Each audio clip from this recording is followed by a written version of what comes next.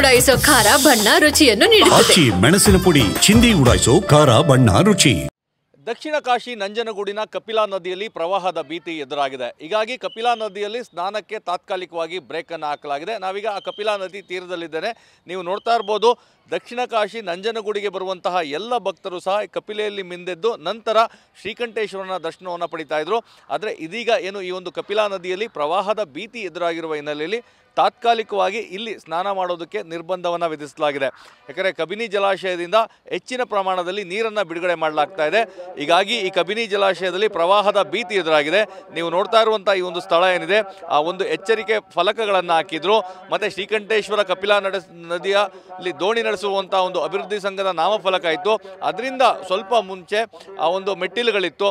ಆ ಮೆಟ್ಟಿಲುಗಳಲ್ಲಿ ಬರುವಂತಹ ಭಕ್ತರು ಸ್ನಾನ ಮಾಡುವಂಥ ಕೆಲಸ ಆಗ್ತಾ ಇತ್ತು. ಆದರೆ ಇದೀಗ ಆ ಸ್ನಾನಘಟ್ಟ ಸಂಪೂರ್ಣವಾಗಿ ಮುಳುಗಡೆಯಾಗಿದೆ. ಈ ಕಾರಣಕ್ಕಾಗಿ ಇಲ್ಲಿ ಅಪಾಯದ ಮಟ್ಟವನ್ನು ಮೀರಿ ಹರಿತಾ ಇರೋದ್ರಿಂದಾಗಿ ಸ್ನಾನಕ್ಕೆ ತಾತ್ಕಾಲಿಕವಾಗಿ ಬ್ರೇಕ್ ಅನ್ನು ಹಾಕಲಾಗಿದೆ. ಮತ್ತೆ ನೀವು ನೋಡ್ತಾ ಇರಬಹುದು, ಆ ನದಿಯ ಮಧ್ಯಭಾಗದಲ್ಲೇ ಇರುವಂತಹ ಒಂದು ವಿದ್ಯುತ್ ಕಂಬವನ್ನು, ಆ ಕಂಬದಲ್ಲೇ ಧ್ವನಿವರ್ಧಕಗಳನ್ನು ಅಳವಡಿಸಿ ಆ ಧ್ವನಿವರ್ಧಕಗಳ ಮುಖಾಂತರ ಭಕ್ತರಿಗೆ ಎಚ್ಚರಿಕೆ ನೀಡುವಂಥದ್ದು ಮತ್ತೆ ಈ ಒಂದು ಸಂದೇಶವನ್ನು ರವಾನಿಸುವಂಥ ಕೆಲಸವನ್ನು ದೇವಸ್ಥಾನದ ಆಡಳಿತ ಮಂಡಳಿಯವರು ಮಾಡ್ತಾ ಇದ್ದಾರೆ.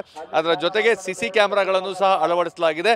ಮತ್ತೆ ಈ ಒಂದು ಸ್ಥಳದಲ್ಲಿ ವ್ಯಾಪಾರಕ್ಕೂ ಸಹ ಸಂಪೂರ್ಣವಾದಂತಹ ಬ್ರೇಕ್ ಅನ್ನು ಹಾಕಲಾಗಿದೆ. ಅಂದರೆ ಇಲ್ಲಿ ಪೂಜಾ ಸಾಮಗ್ರಿಗಳನ್ನು ವ್ಯಾಪಾರ ಮಾಡುವಂಥವರು ಸಾಕಷ್ಟು ಮಳಿಗೆಗಳನ್ನ ಇಟ್ಕೊಂಡಿದ್ರು. ಆ ಮಳಿಗೆಗಳು ಸಹ ಜಲಾವೃತವಾಗಿವೆ.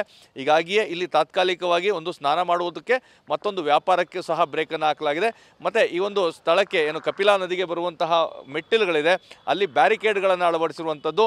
ಬ್ಯಾರಿಕೇಡ್ಗಳನ್ನು ಅಳವಡಿಸಿ ಮತ್ತು ಭದ್ರತಾ ಸಿಬ್ಬಂದಿಗಳನ್ನು ಸಹ ನಿಯೋಜನೆ ಮಾಡಿದರೆ ಯಾರೂ ಸಹ ಒಳಭಾಗಕ್ಕೆ ಬಾರದಂತೆ ಎಚ್ಚರಿಕೆ ವಹಿಸುವಂಥ ಕೆಲಸವನ್ನು ಭದ್ರತಾ ಸಿಬ್ಬಂದಿಯವರು ಮಾಡ್ತಾ ಇದ್ದಾರೆ. ಮತ್ತು ನಿರಂತರವಾಗಿ ಧ್ವನಿವರ್ಧಕಗಳ ಮುಖಾಂತರವಾಗಿ ಈ ಒಂದು ಸಂದೇಶವನ್ನು ತಿಳಿಸುವಂಥ ಕೆಲಸಕ್ಕೂ ಸಹ ದೇವಸ್ಥಾನದ ಆಡಳಿತ ಮಂಡಳಿಯವರು ಮುಂದಾಗಿದ್ದಾರೆ. ಹೀಗಾಗಿ ತಾತ್ಕಾಲಿಕವಾಗಿ ಈ ಒಂದು ಕಪಿಲಾ ನದಿಯಲ್ಲಿ ಸ್ನಾನ ಮಾಡುವುದಕ್ಕೆ ನಿರ್ಬಂಧವನ್ನು ವಿಧಿಸಲಾಗಿದೆ. ಕಬಿನಿಯಿಂದ ಹೊರಹರಿವಿನ ಪ್ರಮಾಣ ಕಡಿಮೆ ಆದರೆ ಮಾತ್ರ ಇಲ್ಲಿನ ನೀರಿನ ಪ್ರಮಾಣ ಕಡಿಮೆ ಆಗ್ತದೆ. ಆಗ ಮಾತ್ರ ಇಲ್ಲಿ ಸ್ನಾನ ಮಾಡೋದಕ್ಕೆ ಅವಕಾಶ ಆಗ್ತದೆ. ಯಾಕಂದರೆ ನೀವು ನೋಡ್ತಾ ಇರ್ಬೋದು, ನದಿಯ ಒಳಭಾಗದಲ್ಲೇ ಬಹುತೇಕ ವಿದ್ಯುತ್ ಕಂಬಗಳು ಸಹ ಮುಳುಗಡೆಯಾಗಿದ್ದಾವೆ. ಆ ವಿದ್ಯುತ್ ಕಂಬಗಳನ್ನು ಏನು ನೀವು ನೋಡ್ತಾ ಇದ್ದೀರಾ, ಆ ವಿದ್ಯುತ್ ಕಂಬದಿಂದ ಈ ಕೊಂಚ ದೂರದಲ್ಲಿ ಆ ಸ್ನಾನಘಟ್ಟ ಇತ್ತು. ಆ ಮೆಟ್ಟಿಲುಗಳಲ್ಲಿ ಸ್ನಾನವನ್ನು ಮಾಡಿ ತದನಂತರ ಶ್ರೀಕಂಠೇಶ್ವರನ ದರ್ಶನವನ್ನು ಪಡೆಯುವಂತಹ ಕೆಲಸವನ್ನು ಭಕ್ತರು ಮಾಡ್ತಾಯಿದ್ರು. ಆದರೆ ಇದಕ್ಕೆ ಈಗ ಸದ್ಯಕ್ಕೆ ಅವಕಾಶ ಇಲ್ಲ.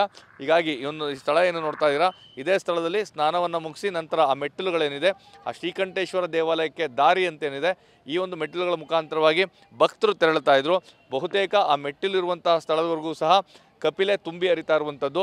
ಇದೇ ಕಾರಣಕ್ಕಾಗಿ ಇಲ್ಲಿ ಸ್ನಾನ ಮಾಡೋದಕ್ಕೆ ತಾತ್ಕಾಲಿಕವಾಗಿ ನಿರ್ಬಂಧವನ್ನು ವಿಧಿಸಿದ್ದಾರೆ.